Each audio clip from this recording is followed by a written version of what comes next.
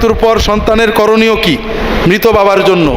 একজন সাহাবী এসে জিজ্ঞেস করছেন, ইয়া রাসূলুল্লাহ, আমার আম্মা মারা গেছেন, কি করলে তিনি প্রাইজ পাবেন, সওয়াব পাবেন? তিনি বললেন, তাসাদ্দাক আনহা, তুমি তোমার মায়ের জন্য সদকা করো, অর্থাৎ সদকায়ে জারিয়া, স্থায়ী ওয়াকফ কিছু সদকা করো, যেটা কোনো কল্যাণ কাজে স্থায়ী থাকবে।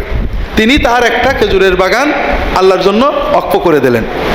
এটা হলো প্রথম কাজ। বাবা মা মারা গেলে আপনারা চেষ্টা করবেন বাবা মায়ের মহব্বত নিটুট থাকতে থাকতে একটা বড় অঙ্কের টাকা সাধ্যের ভিতরে মসজিদ, মাদ্রাসা, জনকল্যাণমূলক দিনী প্রতিষ্ঠানে স্থায়ী দেবেন। হয় 2 কাঠা জমি দিয়ে দিলেন, অথবা নগদ টাকা দিয়ে একটা বিল্ডিং করে দিলেন, অথবা এমন কিছু করলেন যেটা টিকে থাকবে, সেই জিনিসটা মানুষ যুগ যুগ ধরে উপকার পাবে।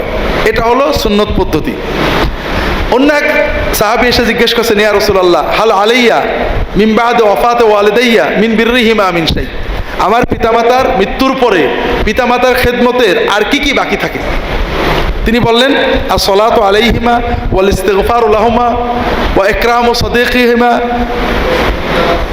ওয়া সিলাতুল আরহাম আল্লাতী লা তুসালু ইল্লা বিহিমা।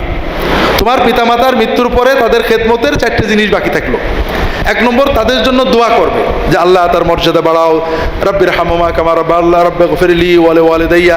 পিতামাতার জন্য দোয়া চাবে, তাদের মর্যাদা বৃদ্ধির জন্য দোয়া চাবে, সালাত, রহমত চাইবে, আল্লাহ আমার পিতামাতাকে রহমত করেন।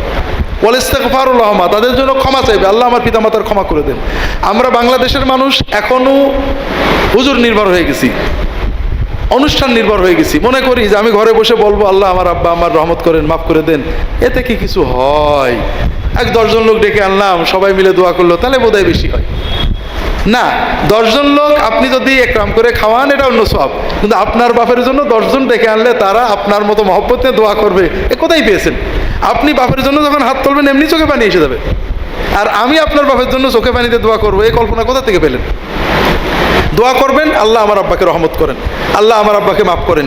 এই যে একটা বাক্য বললেন, এই বাক্যটা কবুল হলেই আপনার আব্বার আমলনামায় সব লেখা হবে, আর এর সাথে কিচ্ছু লাগবে না।